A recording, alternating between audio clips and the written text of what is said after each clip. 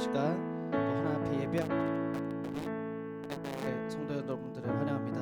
이 시간 우리 하나님께로 향하고 또 온전히 하나님께 예배드리는 시간이 되었으면 좋겠습니다. 우리 함께 찬양하실 때 우리의 전심을 다하여 하나님께 경배드리는 시간이 되기를 소망합니다. 함께 빛 되신 주 찬양하면서 하나님의 이름을 높입시다.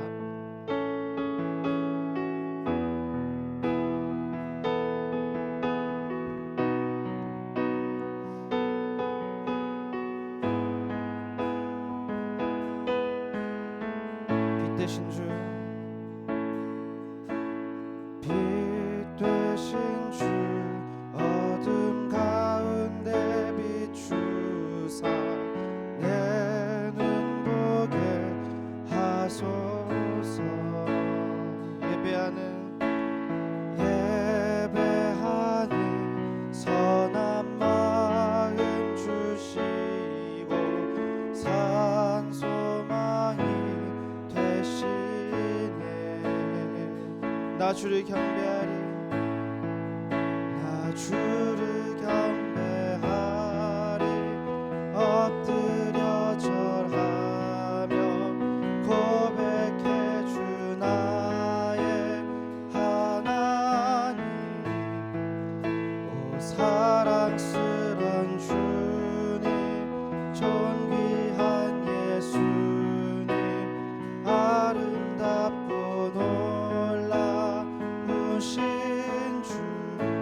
만유의 높임을 받으소서. 만유의 높임을 받으소서. 영광 중에 계신 주, 겸손하게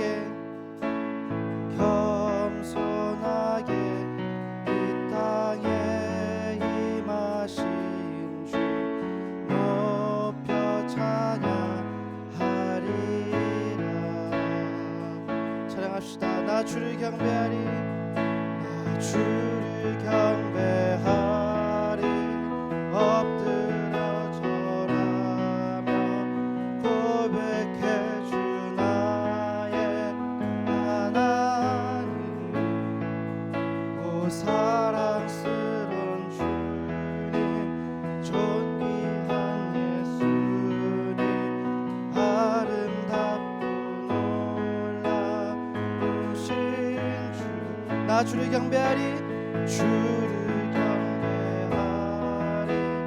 엎드려 절하며 고백해 주 나의 하나님.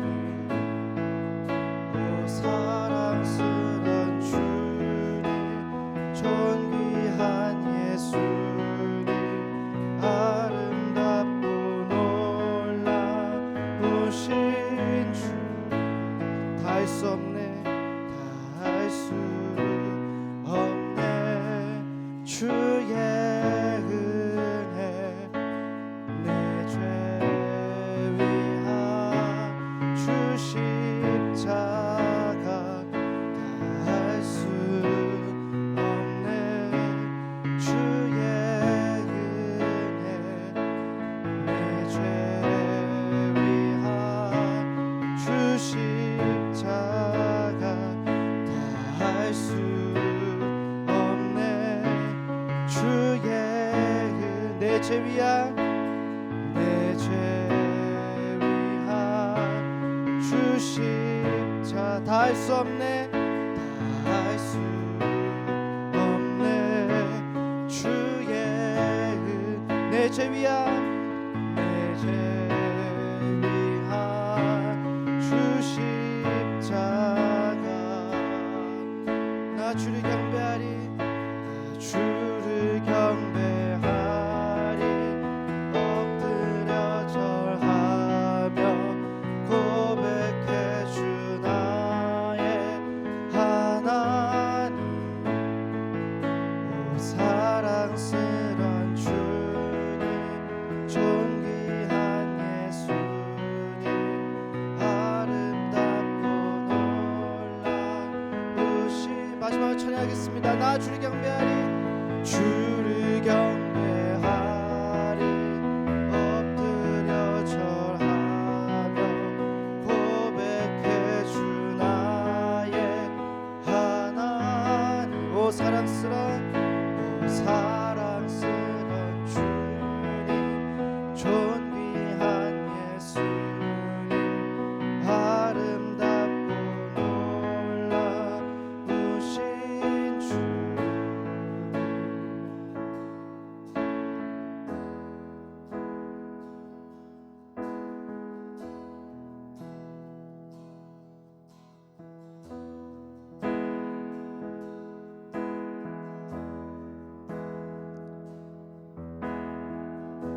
내게로부터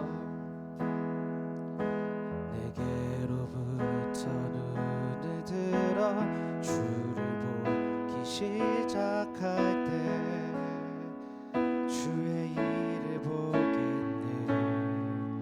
내 마음 내 작은 마음 돌이키사 하늘에 꿈꾸게 하네.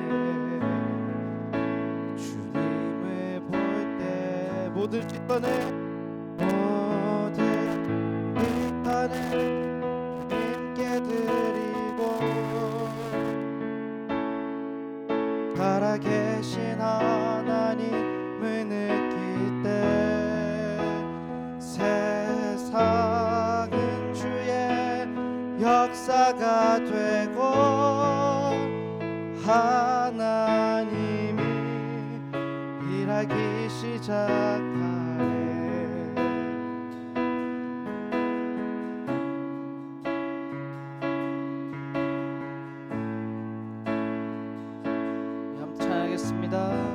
내게로부터 눈을 들어 주를 보기 시작할 때 주의 일을 보겠네. 내 작은 마음 돌이키사 하늘에 꿈꾸게 하네. 주님을 볼 때 성령이 나를 변화시켜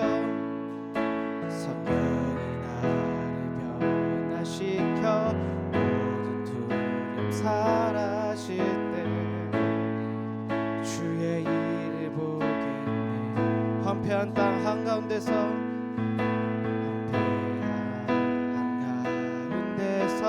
주님만 알게 되리.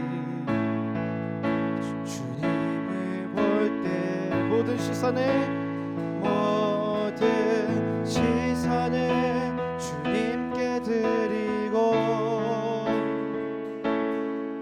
살아계신 하나님을 느낄 때 내 삶은 주의 역사가 되고 하나님이 일하기 시작하는 모든 시선을 주님께 드리고 살아계신 하나님을 느낄 때 살아계신 하나님을 느낄 때 내 삶은 주의 역사가 되고 하나님이 일하기 시작. 모든 시선을 주님께 드리고 살아계신 하나님을 느낄 때 내 삶은 주의 역사가 되고 하나님이 일하기 시작하네.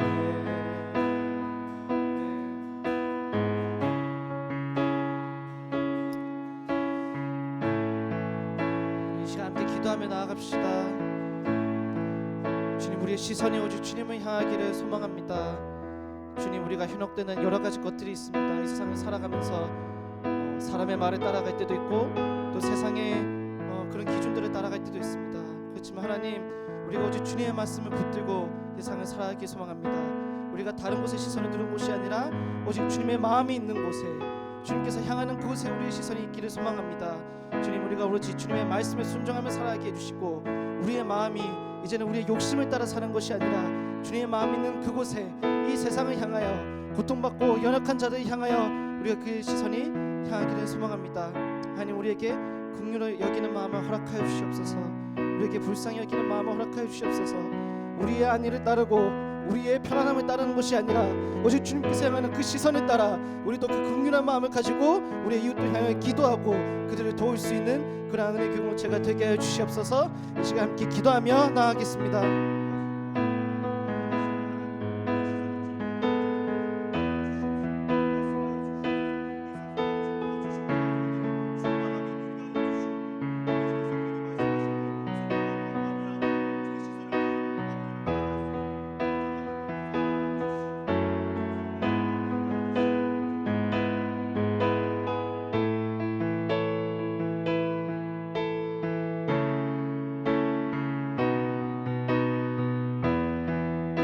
그리우니 우리의 말씀을 주장하여 주시옵소서.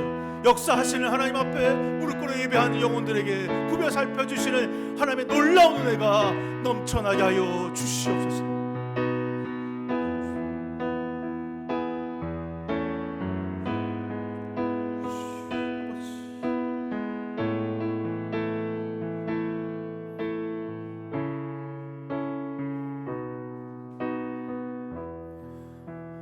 봄날이 다가옵니다. 주님 여전히 우리와 함께 하시고 우리를 통하여 일하시며 죽었던 새싹이 다시 샘솟듯 주의 부활을 통하여 그리스도를 맛보는 저희들 되게 하여 주시옵소서. 우리가 함께 모여 하나님을 온 마음 다하여 찬양할 수 있도록 인도하여 주신 아버지 감사합니다. 오늘 우리와 함께 하시고 성령 충만하게 하사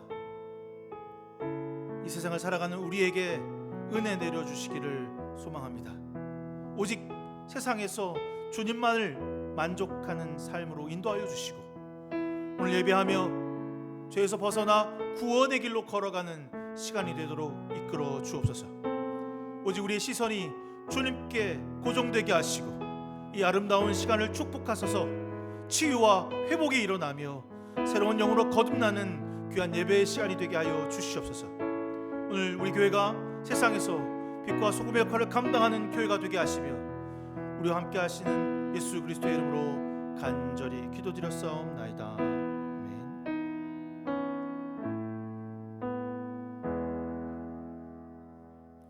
우리 주 예수 그리스도의 은혜와 하나님의 사랑과 성령의 교통하심이 여러분 모두와 함께 하시기를 기원합니다. 우리의 도움은 여호와 이름에 있습니다. 다 같이 하나님을 경배합시다. 교동문 126번입니다. 교동문 126번.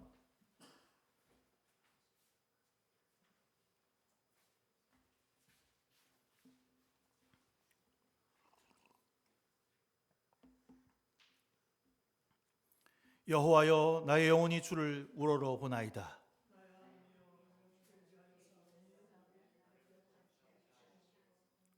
나의 원수들이 나를 이겨 개가를 부르지 못하게 하소서.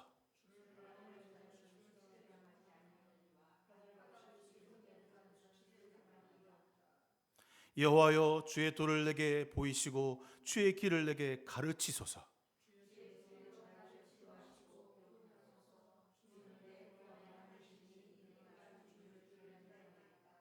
여호와여 주의 긍휼하심과 인자하심이 영원부터 있사오니 여호와여 내 젊음은 시절의 죄와 허물을 기억하지 마시고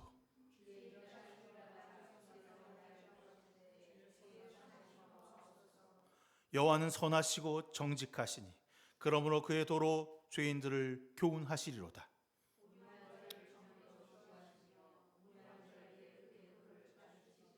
다 같이 여호와의 모든 길은 그의 언약과 증거를 지키는 자에게 인자와 진리로다. 아멘. 사도신경으로 우리의 신앙을 주님 앞에 고백하겠습니다. 나는 전능하신 아버지 하나님 천지의 창조주를 믿습니다. 나는 그의 유일하신 아들 우리 주 예수 그리스도를 믿습니다. 그는 성령으로 잉태되어 동정녀 마리아에게 나으시고 본디오 빌라도에게 고난을 받아 십자가에 못 박혀 죽으시고 장사된 지 사흘 만에 죽은 자 가운데서 다시 살아나셨으며 하늘에 오르시어 전능하신 아버지 하나님 우편에 앉아 계시다가 거기로부터 살아있는 자와 죽은 자를 심판하러 오십니다. 나는 성령을 믿으며 거룩한 공교회와 성도의 교제와 죄를 용서받는 것과 몸의 부활과 영생을 믿습니다. 아멘. 찬송가 4장입니다.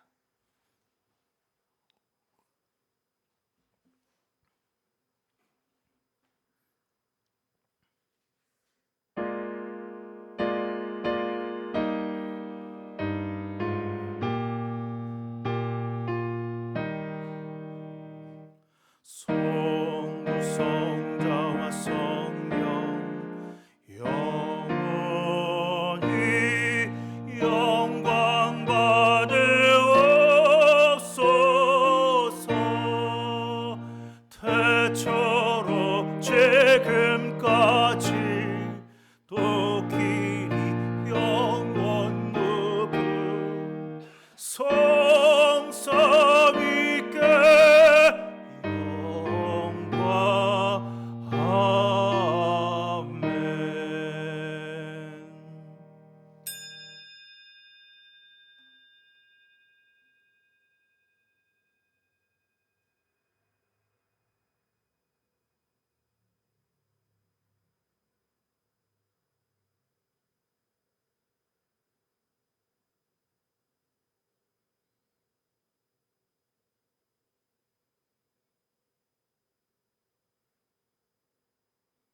주님이 가르쳐 기도합니다.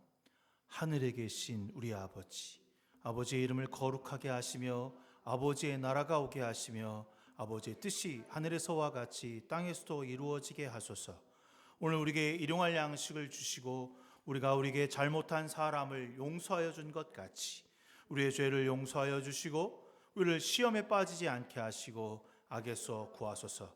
나라와 권능과 영광이 영원히 아버지의 것입니다. 아멘. 찬송가 284장입니다.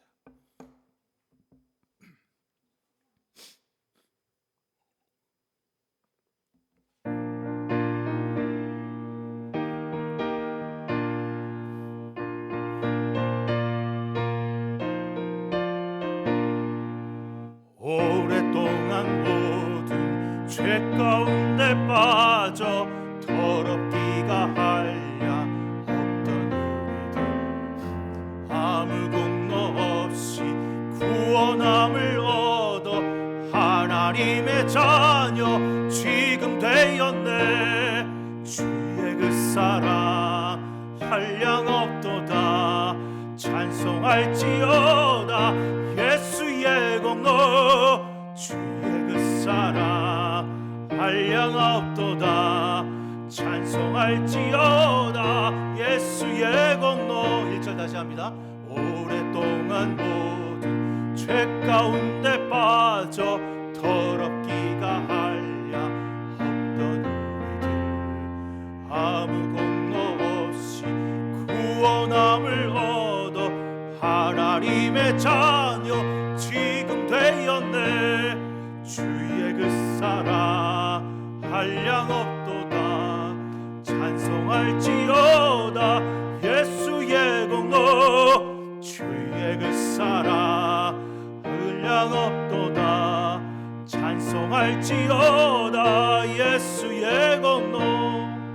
주의 보혈로서 정결하게 씻어 죄악에서 떠난 몸이 되었고 세상 근심 그름 간 곳 없어지니 하나님의 빛이 영화롭도다. 주의 그 사랑 한량 없도다. 찬송할지어다 예수의 공로. 주의 그 사랑 한량 없도다. 찬송할지어다 예수의 공로.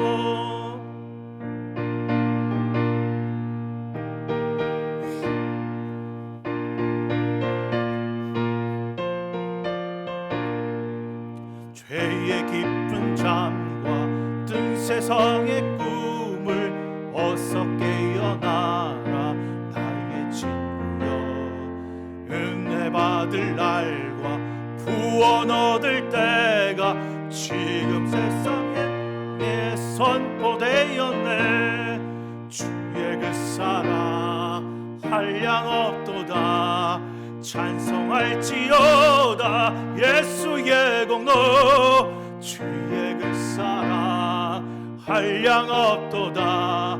찬송할지어다 예수의 공로. 이 땅 가운데 주의 은혜를 이끌어 주시고 우리를 구원의 길로 이끌어 주시는 하나님 아버지 참 감사합니다. 사순절을 맞이하며 하나님 앞에 저희들의 삶을 돌아보게 하시고 주 그리스도의 고난과 부활을 가운데 이끌어 주신 그 은혜를 기억하며 이 시간 주 앞에 무릎 꿇어 기도합니다. 주여, 저희들의 약하고 저희들의 잘못된 죄를 주 앞에 내려놓고 기도하오니 우리가 나가야 할 그 방향의 욕망과 쾌락으로 살았던 저의 모습을 주님 감추시고 오직 주의 은혜로만이 우리를 이끌어 주옵소서. 아버지, 여전히 죄로 인하여 괴로운 마음을 가지고 살아가는 이들이 있습니까? 이 시간 하나님의 그 구원하심을 경험하는 귀한 사순절의 시간이 될 수 있도록 인도하여 주시옵소서. 주님, 우리는 늘 두렵고 떨립니다. 과연 우리가 이 땅에서 하나님 나라의 백성으로 빛과 소금의 역할을 감당하는 자들이 될까라고 하는 의심의 삶을 살고 있습니다. 주님, 우리에게 은혜와 성령을 충만하게 내려주시사 매일마다 새롭고 거듭나며 거룩한 주님의 도구로 살게 하여 주시옵소서. 주님, 세상은 여전히 전쟁과 욕망과 쾌락과 차별과 천대가 일어나고 있습니다. 주여, 우리를 들어 그 아프고 힘들고 역경과 고난이 있는 곳으로 나가게 하시사 그곳에 그리스도가 임하는 역사가 나타나게 하여 주시옵소서. 아버지, 이 나라와 이 땅과 이 가운데 있는 모든 곳에 주의 평화가 임하게 하여 주시고, 오늘 주의 말씀을 들고 섰사오니 그 말씀을 전하는 저의 입술을 통하여 주의 성령의 충만한 은혜가 넘쳐나게 하여 주시옵소서. 오늘 함께 모인 귀한 성도들의 마음 가운데 치유와 회복과 성령의 충만함을 입어 이 따뜻한 봄날 그리스도의 부활의 역사가 그들의 삶에 임하게 하여 주시옵소서. 모든 것 주께 맡기며 예수 그리스도의 이름으로 간절히 기도드렸사옵나이다. 아멘.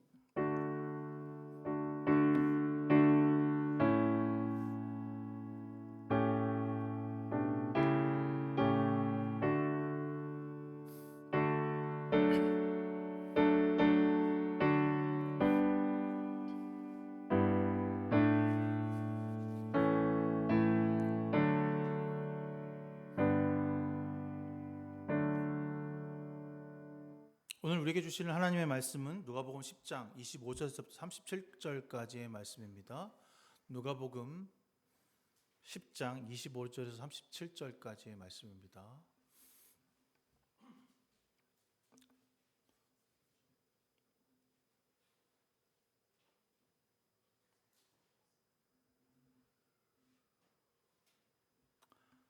제가 한 절 읽고 여러분 한 절씩 교독해서 읽도록 하겠습니다. 어떤 율법보고사가 일어나서 예수를 시험하여 말하였다. 선생님, 내가 무엇을 해야 영생을 얻겠습니까?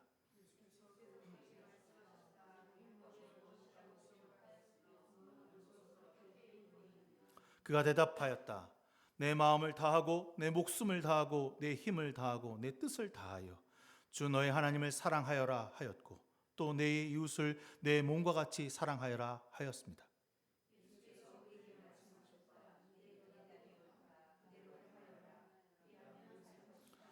그런데 그 율법교사는 자기를 옳게 보이고 싶어서 예수께 말하였다. 그러면 내 이웃이 누구입니까?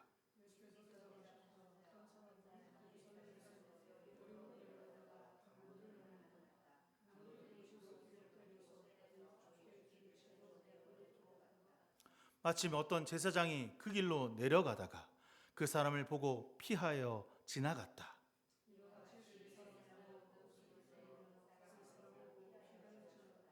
그러나 어떤 사마리아 사람은 길을 가다가 그 사람이 있는 곳에 이르러 그를 보고 측은한 마음이 들어서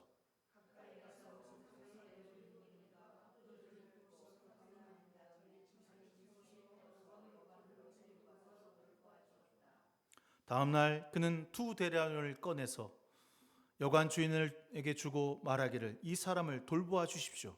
비용이 더 들면 내가 돌아오는 길에 갚겠습니다 하였다.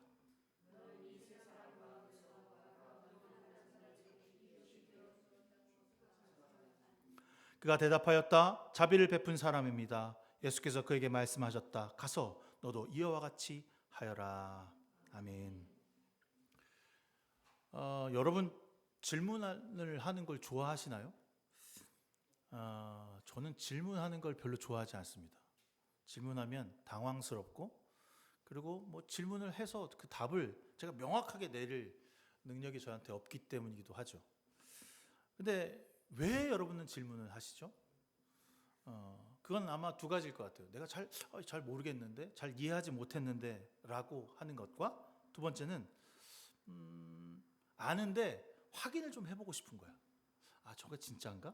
내가 알고 있는 게 진짜인가? 라고 해서 이런 질문을 하게 되는데 전 정말 이런 질문을 잘 못해요. 요령이 없는 것도 있고 그 질문하는 것도 쉽지가 않더라고요. 내가 질문하는 방향이 맞는 건지 내가 정확하게 그 말이 무슨 말인지를 잘 모르겠더라고요. 가끔 여러분 보시는지 모르겠지만 수요일 저녁 9시 좀 넘으면 그 손석희 질문들이라는 프로그램이 나옵니다. 질문하고 답변하는 두 분이 나와서 막 얘기를 하다 보면 어떻게 저렇게 예쁘게 질문을 할까? 그리고 그걸 받아서 답변하는 사람도 야, 대단하다. 그래서 학식 있는 사람만 저런 질문도 하고 말을 하는구나라고 하는 생각이 들더라고요. 저는 오늘 우리가 이제 누가복음을 계속해서 읽고 있지만 여기에 오늘 율법학자가 예수께 질문하는 내용을 통해서 그 질문 가운데 그가 물어보고 싶었던 것, 그가 알고 싶었던 것을 질문하는 것이 아니라 내가 이만큼 알고 있어, 내가 너보다는 괜찮은 사람이야 라고 하는 이야기를 하고 있는 구절입니다. 하지만 주님은 어떤 이유로 그가 나에게 질문을 하던 그가 나에게 준 그 질문을 통하여서 선한 사마리아인 가운데 있는 구원의, 참된 구원의 말씀이 무엇인지를 그에게 가르쳐주고 있다는 사실을 기억하며 오늘 누가복음의 말씀을 나누기를 소망합니다. 본문에 보니까 율법교사는 예수를 시험하고자 질문을 던지고 있습니다. 선생님, 내가 무엇을 해야 영생을 얻겠습니까? 이미 불순한 의도를 가지고 예수에게 접근했다라고 본문을 쓰고 있습니다. 그런데 이 불순한 의도에 대해서 주님이 대답하고 계셔요. 예수께서는 그 율법교사에 다시 되묻는 거예요. 야, 성경에 뭐라고 써 있어? 뭐라고 율법에 써 있니? 율법에 무엇이라고 기록되어 있느냐라고, 어떻게 적혀 있느냐라고 묻고 있습니다. 본문은 정확하게 이렇게 말합니다. 율법에 무엇이라고 기록하였으며 너는 그것을 어떻게 읽고 있느냐? 율법이라고 말은 했지만 사실 당시에 말씀입니다. 지금으로 보면 구약이지만 그 당시에는 구약이 곧 말씀밖에 없었기 때문에 말씀에는 어떻게 돼 있니? 그리고 어떻게 읽고 있니? 라고 쓰고 있는 거죠. 그의 대답은 매우 정확하게 율법에 나온 중심을 찾아서 예수께 말하고 있습니다. 내 마음을 다하고 내 뜻을 다하여 주 너의 하나님을 사랑하여라 하였고 또 내 이웃을 내 몸과 같이 사랑하라 하였습니다 라고 대답을 합니다. 이 말씀은 신명기 6장 5절의 말씀을 정확하게 그는 알고 있었고 읽어 내려간 것입니다. 그런데 여러분 눈치채셨는지 모르겠지만 주님의 두 번째 질문에 이렇게 얘기했어요. 너는 그것을 어떻게 읽고 있니? 라고 말입니다. 여러분, 예수님이 질문을 잘못하셨습니다. 어떻게 물어봐야 합니까? 야, 그거 어디에 기록되어 있어? 무엇이라고 기록되어 있니? 라고 질문하셨어야죠. 그런데 왜 어떻게라고 표현하셨을까? 이것이 바로 질문한 그 율법학자에게 마음 가운데 마음이 꽉 찌르는 말씀인 것입니다. 사실 율법학자라면 이 신명기 6장 5절의 말씀을 모를 리가 없어요. 이건 아마 어렸을 때부터 계속 듣고 달았던 이야기입니다. 귀가 따갑도록 늘 들었던 얘기고 늘 외웠던 이야기예요. 너무나 잘 알고 있는 상식과 같은 이야기입니다. 이 내용을 달달 외우고 있었던 것이 분명합니다. 그런데 주님은 그 글자가 아닌 너의 삶의 방식을 어떻게 라고 하는 질문을 하고 있는 것입니다. 너는 지금 그 말씀을 어떻게 이해하고 너는 그것을 어떻게 실천하고 있느니? 라고 묻고 계신 거죠. 그래서 주님이 그를 꿰뚫어 보신다라고 하는 말을 하고 있는 것입니다. 너 이미 알고 있잖아. 그 말씀이 무엇을 의미하는지 너 알고 있잖아. 너의 단순한 의로움을 뽐내고 너가 이 세상에 옳은 사람이라고 말하는 것이 아니라 그 말씀을 행하는 게 더 중요하다는 것, 어떻게 사는 거 있느냐, 그게 중요하다는 것을 넌 알고 있잖아. 그래서 주님은 되묻고 계신 거죠. 어떻게 읽고 있느냐? 그 되물으심에는 말씀을 자기를 보호하고 나를 지켜주는 방패로 읽고 있는지, 아니면 말씀을 통해서 사랑을 실천하는 통로의 역할을 감당하고 있는지를 다시 묻고 계신 것입니다. 주님은 율법학자의 답을 들으시고 정확하게 그 답을 다시 하고 계십니다. 아, 그래. 내 대답이 옳다. 그리고 그대로 행하여라. 그리하면 살 것이다. 그대로 행하여라. 그러면 구원을 받을 것이다. 이것이 예수님의 대답이었습니다.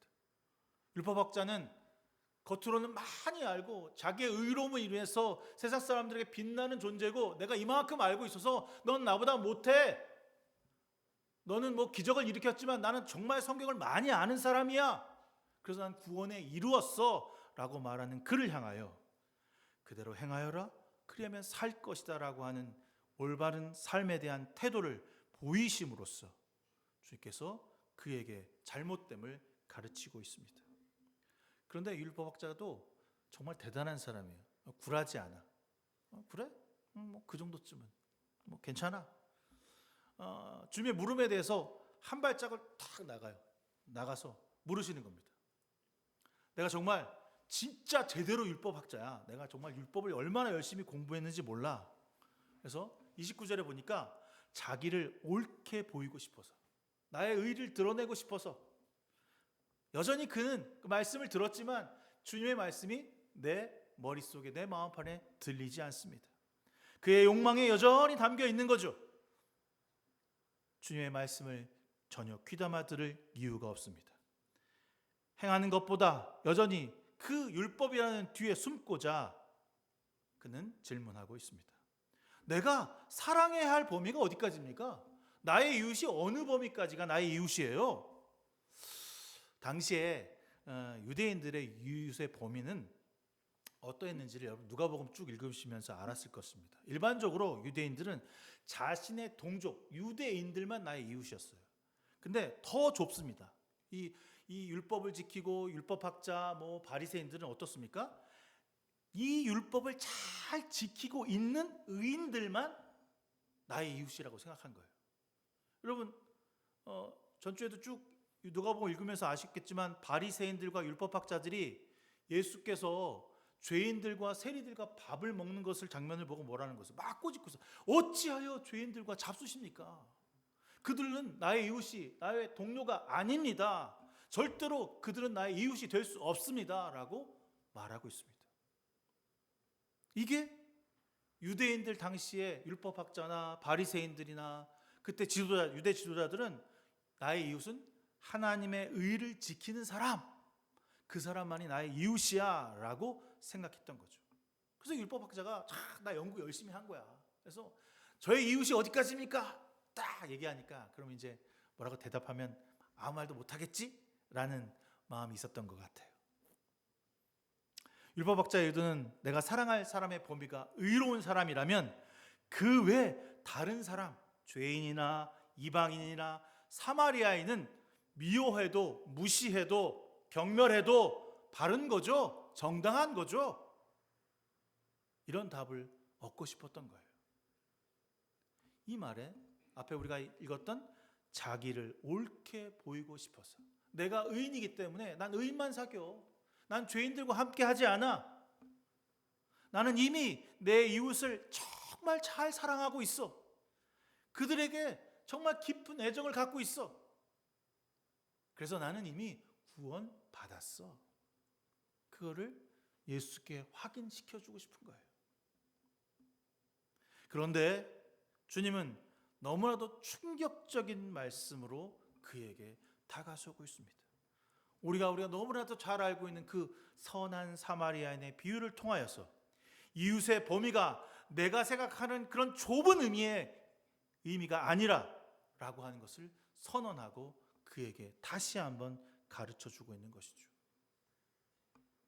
예수님은요, 율법학자에게 예루살렘에서 여리고로 내려가다가 강도를 만난 사람의 이야기를 합니다. 왜 예루살렘에서 여리고로 내려가다가 강도를 만났을까? 비유를 들어도 다른 비유 많은데 왜 하필 예루살렘에서 여리고로 내려가다가, 제가 옛날에 성지순례는 아니고 혼자 싸돌아다니다가 거기를 선한 사마리아인 여관을 걸어가겠다고 친구들이랑 걸어갔다가 큰일 날 뻔했어. 한참 그 광야 가운데 어디 길에 있는데 다들 그 패키지로 가는데 나하고 이제 같이 갔던 전도사님 둘이서 야 우리가 그래도 한번 걸어 내려가 봐야지. 가다가 택시 다시 타고 다시 갔던 기억이 나는데 아무것도 없더라고요. 왜냐하면 그럴 말도 그럴 것이 예루살렘은 해발 800m 고지대예요. 그리고 여리고는 해수면보다 낮은 한 250m 밑에 있어요. 고도 차이가 한 1000m 되죠. 이렇게 내려가는 거예요. 근데 그때만 해도 당시만 해도 길이 매우 가파르고 험준하며 굽이가 져서 바위 언덕이 많은 곳이었다라고 유대 고대사에 나오고 있더라고요. 그러니까 이 길이 아무나 갈 수 있는 길은 아니었던 거죠. 험한 길이었던 거죠. 그러니까 동굴도 있었고 뭐 이래서 아마 강도들이 있었던 겁니다. 근데 왜 예루살렘에서 여리고라고 하는 이 표현을 하면서 현실적이어야 되겠다. 아마 주님은 그렇게 생각하시는데 누가 들어도 그래 그럴만하지.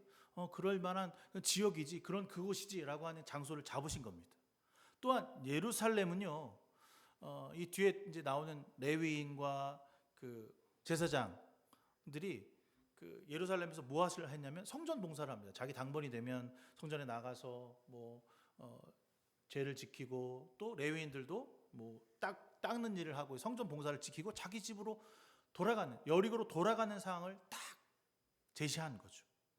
그러니까 이건 어떻게 보면 유대 사회에서 흔히 볼 수 있는 풍경이고 누가 들어도 그렇지라고 수긍할 수 있을 만한 비유를 들으신 거예요. 그래서 쉽게 말하면 가장 거룩한 성전에서 봉사를 딱 마치고 내려가는 길에 가장 비참하고 아주 초라하게 되어 있는 이웃을 만난다는 설정을 딱 넣고 거기에다 율법학자에다가 이 이야기를 하고 있는 거죠. 내가 이제 성전을 당번을 열심히 하고 내려가다가 비참하게 거의 죽을 뻔한 강도를 만나는 설정. 주님 정말 똑똑하신 것 같아. 아무나 주님이 되면 안 될 것 같아. 진짜 어떻게 이런 비유를 드셨을까 할 정도입니다. 그래서 그 율법학자인 그 유대 지도자를 종교적인 위선을 비판하시기 위해 아주 좋은 무대 장치를 만들어 놓고 거기에다가 인물들을 탁 넣습니다. 가장 먼저 제사장은 강도를 당한 사람을 보고 피해서 지나갔다라고 표현합니다. 마찬가지로 레위인도 피해서 지나갔습니다. 왜 구하지 않았을까요? 왜 구하지 않았을까요? 30절에 보니까 거의 죽게 된 채로 내버려 두고 갔다라고 했어요. 강도가 어떻게 했냐면 막 때리고서 그냥 이렇게 도둑질만 한 게 아니라 아마 이 사람이 좀 갖고 있었나 봐. 그러니까 막 때리니까 안 돼 하니까 머리통도 치고 뭐 어떻게 했나 보지. 그러니까 거의 거반 죽게 되어서 그 바울이 거의 시체가 되어서 내다 버렸다라고 한 표적처럼 죽게 된 사람이죠.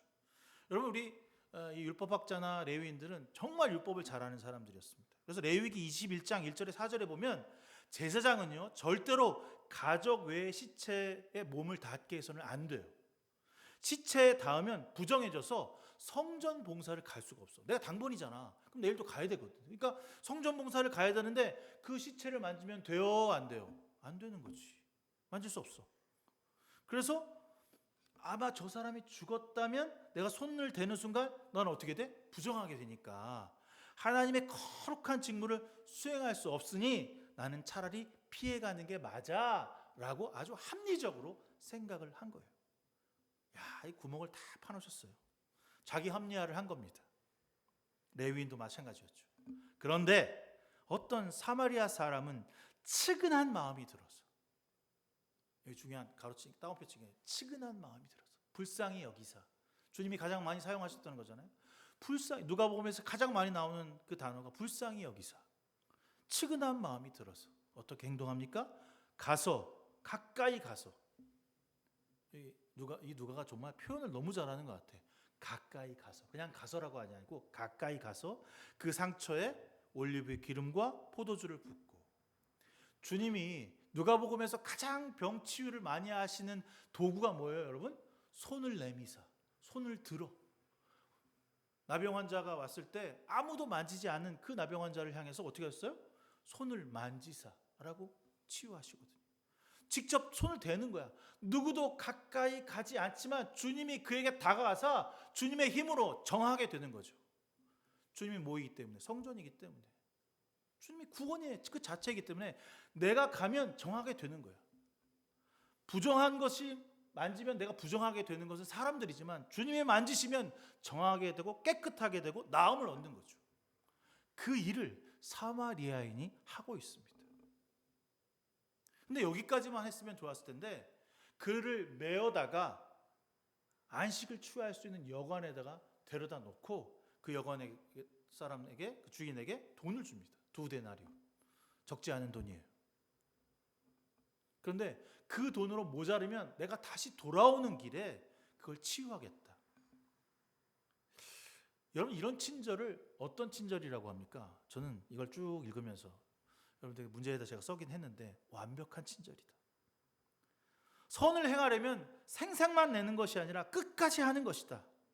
이렇게 주님 우리에게 말씀하고 있습니다. 주님은 사마리아인의 친절과 배려를 비유를 설명하시면서 진심으로 선을 행하는 사람이 누구인지를 그 율법학자에게 다시 묻고 있는 것입니다. 내 이웃이 어디까지냐라고 하는 비유를 묻고 있는 그에게 진심으로 너의 이웃이 어디까지 이웃인지를 가르쳐주고 있는 것입니다. 그리고 이렇게 질문하십니다. 너는 이 세 사람 가운데 누가 강도 만난 사람의 이웃이 되어주었다고 생각하느냐? 다시 쉽게 질문하면 너는 진심으로 이웃을 위해 자비를 베풀고 사랑을 실천했느냐? 너의 이웃은 단지 내 옆에 있는 의를 행하는 유대인뿐만 아니라 너와 함께하는 모든 사람이 너의 이웃이다라고 다시 정의하고 계신 것입니다. 말씀은 단지 지식으로만 알고 있는 것이 아니라 삶으로 나타내는 것이 가장 중요하다는 가르침이고, 머리로 아는 것보다 몸으로 실천해야 정말로 영생함을 얻을 수 있다는 가르침을 그에게 주고 있는 것입니다. 율법교사는 어떤 마음으로 예수 그리스도의 선한 사마리아인의 말을 들었을까요? 사실 그는 예수를 시험하고자 했지만 자기의 욕망만 들춰냈을 뿐이고, 율법을 많이 알고 있는 것이 영생이라고 생각했던 그에게 그의 마음속에 하나의 하나님도 없다는 사실을 발견하게 된 것입니다. 나는 하나님의 뜻대로 사는 인생이 아니었구나 라고 하는 것을 깨닫게 되는 시간이었습니다. 주님을 시험하고자 찾아온 그에게 주님은 그 삶의 중심을 찌르고 계십니다. 왜 너는 알면서도 하나님의 뜻대로 행동하지 않는가? 하나님을 안다고 말하고 하나님의 지식을 많이 가졌다고 말하지만 정작 그 말씀대로 이웃을 전혀 사랑하지 않는구나. 알고만 있을 뿐 너의 삶 가운데는 악만 있을 뿐이다 라고 하는 그 말씀을 그는 받아들게 되었습니다. 그리고 그렇게 해서는 절대로 하나님의 영생을 맛볼 수 없다. 그러니 너도 말씀대로 벽을 두고 선입견을 품지 말고 자비를 베푸는 사람으로 영생을 맞이하라고 오늘 그에게 선포하고 있는 것입니다. 사랑하는 성도 여러분, 이 시대를 살아가는 우리는 말씀을 어떻게 해석하고 받아들이고 있습니까? 단순히 나를 위한 이웃을 찾고 내가 원하는 사람만이 나의 이웃이며 내가 그 사람만이 나와 나눌 수 있는 형제라고 생각하는 것입니까? 여러분의 이웃은 누구입니까? 선한 사마리아인의 비유는 단순히 선을 베풀라는 뜻의 의미가 아닙니다. 그것은 곧 구원의 길이 그곳에 있다는 사실을 우리에게 알려주고 있습니다. 구원은 그냥 멈춰져 있는 것이 아니라, 구원은 아는 것이 아니라 구원의 길을 가는 것이며, 구원을 통하여 그 열매가 우리 삶에서 나타나야 하는 것입니다. 우리는 난 주님을 많이 알고 있어, 난 주님을 열심히 믿고 있어 라고 생각하지만 여러분의 삶에 구원으로 살아내지 않는다면 앞에 나온 레위인이나 제사장이나 옳은 일을 보고 그릇됨을 보고 지나쳐버리고 회피하고 둘러대고 혹은 눈을 감는 것으로 그 일을 다 했다라고 말할 것입니다. 여러분에게도 만약 강도를 만나는 이런 일이 발생했을 때 여러분은 어떻게 하시겠습니까? 외면하고 내 일이 아니기에 나의 목적을 방해하기에 소외되고 죽어가는 사람을 버리시겠습니까? 우리는 제사장인가요? 아니면 선한 사마리아 사람으로 살고자 애쓰는 주님의 성도인가요? 여러분, 구원은 한순간에 일어나는 기적과 같은 사건이기도 하지만 구원은 죽는 그날까지 우리가 이루어가야 하는 거룩한 길입니다. 고난을 처해 있을 때 누군가 나의 위기를 함께 해주는 대상이 나타나면 얼마나 기쁘고 감사한지 모릅니다. 제가 터키 여행 갔을 때 터키 여행 가서 자동차로 렌트카로 함께 전도사님들이랑 다녔거든요. 근데 다니다 보니까 우리가 그때 차를 모를 때야. 뭐 20대 후반인데 뭘 알겠어. 차에 이렇게 주전자 같은 불이 이렇게 들어오더라. 그래서 저게 왜 자꾸만 불이 들어오는 거야? 모르고 막 달려갔어요. 달려가다가 갑자기 도로에서 콱 멈추는 거야. 이게 멈춰. 그런데 이렇게 그 앞에 엔진에서 막 불이 이렇게 막 올라오고 막 그러니까 야, 큰일 났다. 그리고 이제 모르니까 옆에 그 있는 생수라도 막 갖다 부으면 되겠지라고 부었는데 웬걸 그 냉각수를 넣으라는 소리를 그게 주전자 뿌린 걸 모르고 냉각수가 없는 거지. 실컷 달리다가 엔진이 탔어요. 근데 이게 어디를 가다가 그런 일을 당했는지를 모르는데 그냥 마을 앞에 그냥 쓴 거야. 야, 진짜 난감하기 그렇게 없죠. 뭐 그때 전화기가 핸드폰이 있었던 것도 아니고 아무것도 되는 게 없는 상황에서 그 지나가는 이렇게 아저씨한테 여기가 어디냐. 근데 그 사람 터키 말밖에 못하고 내 말도 무슨 말인지 모르고 그 사람이 이제 우리가 너무 이제 한심하니까 막 어디로 가더니 학교에서 영어를 가장 잘하는 사람을 데리고 온 거야. 근데 그 사람은 영어를 잘하는데 난 잘을 못해. 우리도 못하지. 손짓 발짓 하면서 이게 어떻게 됐다 그러는데 그분이 저희 이스탄불에 있는 그 렌터카 회사에다 연결을 시켜주셔서 거기서 이제 가까운 곳에서 그 렌터카 회사에서 그 차를 가져가겠다고 이제 연락이 되고 우리는 다시 이스탄불로 가야 되는데 어디로 가야 될지 어딘지 하나도 모르겠는 거예요. 근데 그 사람들이 저희를 이끌고 달구지 같은 차에 태워서 시내로 나가갖고 차를 잡아주고 그 차가 이스탄불 가는 거라고 확인해주고 하는데 이제 차비도 내주려고 그래서 됐다고 우리가 낼 거라고 하는데 가는 그 순간까지 계속 그 기사한테 확인도 해주고 얘기도 해주고 그래서 빠이빠이를 했던 장면이 제가 기억나거든요. 근데 끝까지 잊을 수 없어요. 그 이름을 제가 적어놨던 기억이 있는데 야, 어떻게 이렇게 해줄 수 있었을까?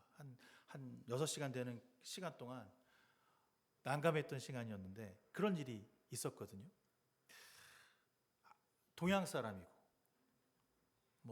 말도 안 통하고 이해가 안 됐거든요.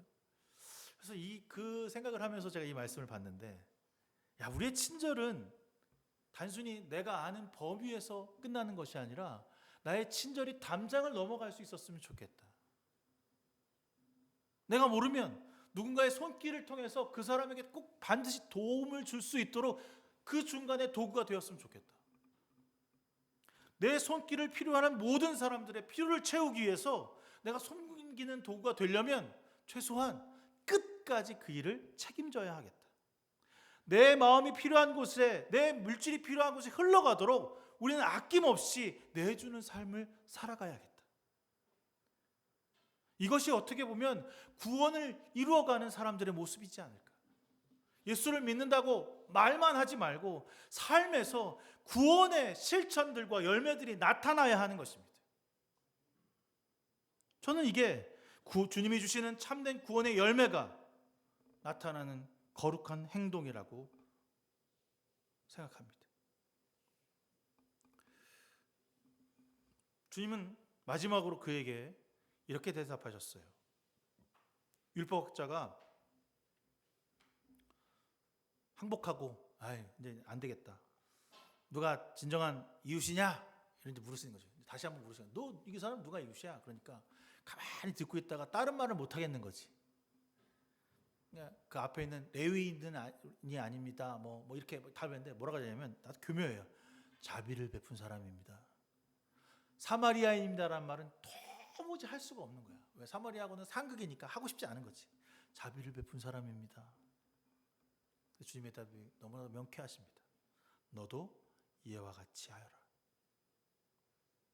여러분, 우리 삶에 선한 사마리아의 친절을 아낌없이 베푸는 것이 바로 구원을 이루어가는 성도들의 모습이라고 하는 사실을 잊지 않았으면 좋겠습니다.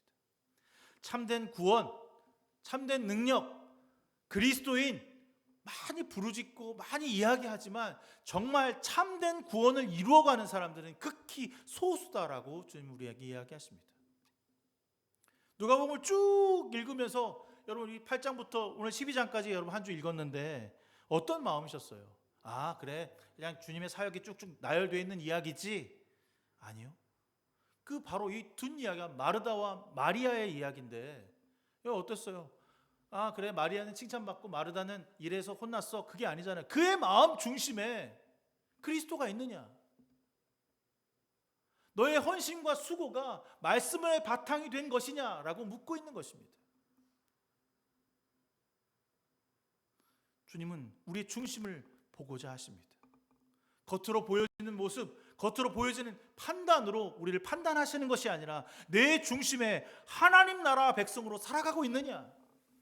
너는 하나님 나라의 백성답게 이 한 주를, 이 하루를 보내고 있느냐라고 주님 우리에게 묻고 계신 것입니다. 구원은 단순히 어느 순간에 이루어지지 않습니다. 주의 십자가를 짊어지기 위하여 이미 예루살렘으로 올라가시는 그 순간부터 그는 그 일을 감당하고 부활하실 것을 말씀하셨습니다. 갈릴리에서 예루살렘으로 올라가는 그 순간 이미 구원은 시작되었고 그리고 그의 죽음과 부활을 통해 완성됩니다. 우리도 마찬가지입니다. 주님이 가신 그 길을 걸어가는 자라면 고난 가운데 있어야 할 자리입니다. 예수를 믿는 것은 복에 있는 자리가 아니라 고난의 길이며 십자가의 길이며 고통의 길입니다. 그러나 그 길 가운데 주님 반드시 우리를 치유하시고 회복하시며 이끄시며 생명으로 내려주신다라고 말씀하고 있습니다. 여러분, 힘들고 지쳐있고 아파하고 고통 가운데 있는 사람을 외면하지 않았으면 좋겠습니다. 한 목사님이 요즘에 일을 하시는데 사무실이 저 서면 저쪽 끝에 있어서 일을 하시는데 자꾸 고양이들이 밟힌다는 거야. 고양이들이 막 밟히는데 그래서 고양이 밥을 사다가 그 앞에서 이렇게 논대면서 내가 뭐라 했냐면 야 개밥 말고 날밥부터 챙겨 했더니 아유 목사님은 사랑이 없대. 그 얘기 이렇게 하면서 이렇게 그 동물을 정말 사랑하는 목사님이시거든요. 자기한테 봐주지도 않는데 이렇게 보면서 아 제가 그거 먹어요 목사님. 내 밥 챙기라니까. 내가 이렇게 보고 그런 얘기를 하는데 여러분 사랑이라는 게 거대하고 위대한 것이 아니더라고요. 내 옆에 불쌍하고 소외되고 지쳐있고 손 내밀면 그저 울기만 하는 영혼들을 향해 내가 먼저 다가서는 것입니다. 단 한 번도 누구도 돌아보지 않았던 그 나병 환자에게 주님이 먼저 손 내미실 때 그는 육체적인 아픔만을 씻어낸 것이 아니라 그 나병을 낫고서 마을로 소외되고 가족부도 소외되고 아무도 만나주지 않는 그 순간 주께서 그의 손을 잡아주시는 그 순간 그의 터치의 그 순간에 구원받게 되는 역사를 만나게 됩니다. 여러분이 그 자리에 있기를 소망합니다. 여러분이 참 구원을 실천하고 참된 구원의 말씀을 전하며 그 행동을 통하여 내 이웃을 내 몸과 같이 사랑하는 그 역사를 만들어가는 저와 여러분 되기를 주님의 이름으로 축원합니다. 기도합니다. 우리는 하나님의 기뻐하는 주님의 자녀입니다. 죄에서 돌이켜서 하나님 나라의 백성으로 살아가는 한 주가 되게 하여 주시옵소서. 매일 일상에 주님께 돌아서는 일들이 더욱 많아지게 하시고 하나님 나라 백성의 삶을 살아내기에 부족함이 없는 하루하루의 기도와 말씀이 충만하여지기를 소망합니다. 주여, 우리에게 용기와 힘을 더하사 세상에서 믿지 않는 영혼들에게 그리스도를 믿는 자들로 선함을 베풀어가는 도구가 되게 하여 주시옵소서. 그리하여서 이 땅에서 하나님 나라가 실현되기 위하여 쓰임받는 주님의 사람 되게 하여 주시옵소서. 세상에서 끝까지 주님으로 저항하고 주님의 사랑을 실천하며 고난을 이겨내어 주의 편에 서서 그리스도를 전하는 자로 참 구원을 이루어가는 자로 사용하여 주옵소서. 예수 그리스도의 이름으로 간절히 기도드렸사옵나이다. 아멘. 찬송가 212장 찬송하시면서 준비한 예물 주 앞에 드리시겠습니다.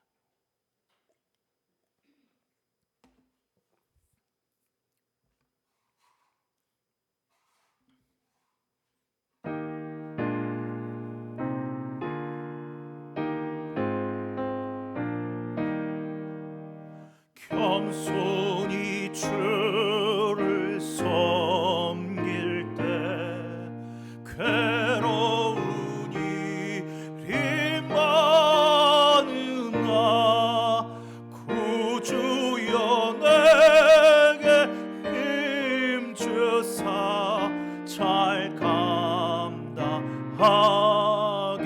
하소서. 인자한 말을 가지고 사람을 감화시키며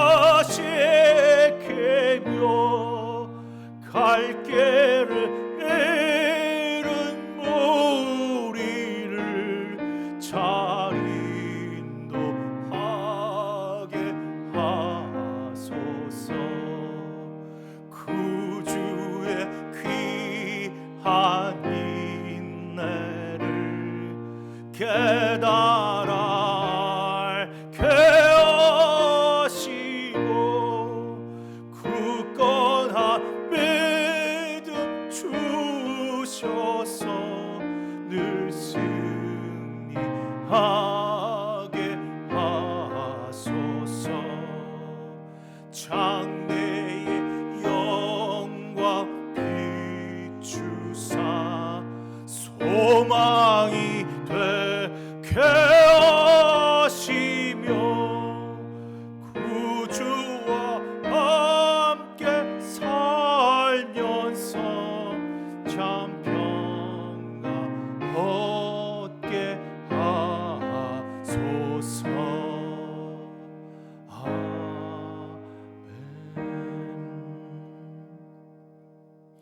사랑의 주님, 오늘 우리와 함께 하시고 예배하게 하심을 진심으로 감사드립니다. 주님께 이 시간 우리의 마음과 물질과 시간을 내어드립니다.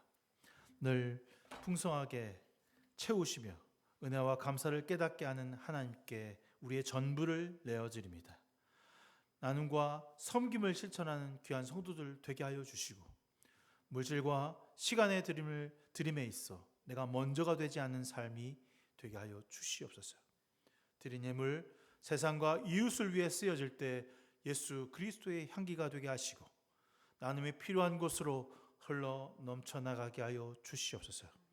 예수 그리스도의 이름으로 간절히 기도드렸습니다. 아멘.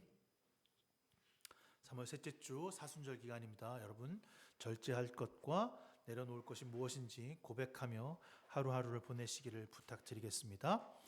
3월 주제는 십자가에 달린 예수는 낯선 이가 아닙니다라는 주제로 누가복음 계속해서 읽고 있습니다.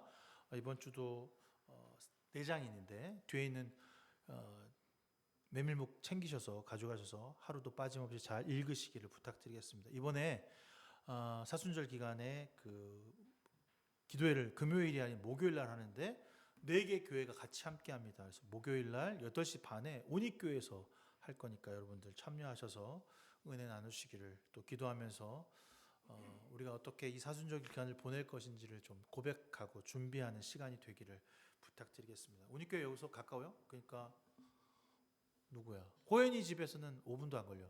그치? 함께 올 수 있었으면 좋겠습니다. 이 시간 너의 마음속에 찬양하신 후에 제가 축도함으로써 3월 셋째 주 예배를 마치도록 하겠습니다. 다 일어나셔서 찬양하시겠습니다.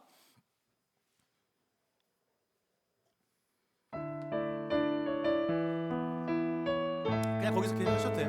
그냥 거기 앉으셔도 돼요.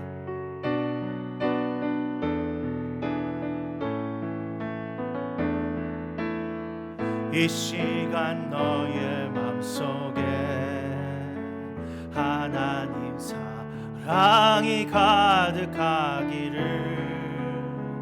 진심으로 기도해 간절히 소망해 하나님 사랑 가득하기를 하나님은 너를 사랑해 얼마나 너를 사랑하시는지 너를 위해 저 별을 만들고 세상을 만들고 아들을 오래전부터 널 위해 준비된 하나님의 크신 사랑 너의 가는 길 주의 사랑 가득하기를 축복해 오래전부터 널 위해 준비된 하나님의 크신 사랑 너의 가는 길 주의 사랑 가득하기를 축복해 이제는 우리 주 예수 그리스도의 무한하신 은혜와 하나님 아버지의 지극하시고 넓으신 그 사랑하심과 성령님의 감화 감동 내주 역사 충만하심이 오늘 주님 앞에 하나님 나라를 품고 세상으로 나아가는 성도들 머리머리 위에 지금부터 영원부까지 함께 하시기를 간절히 축원하옵나이다. 아멘.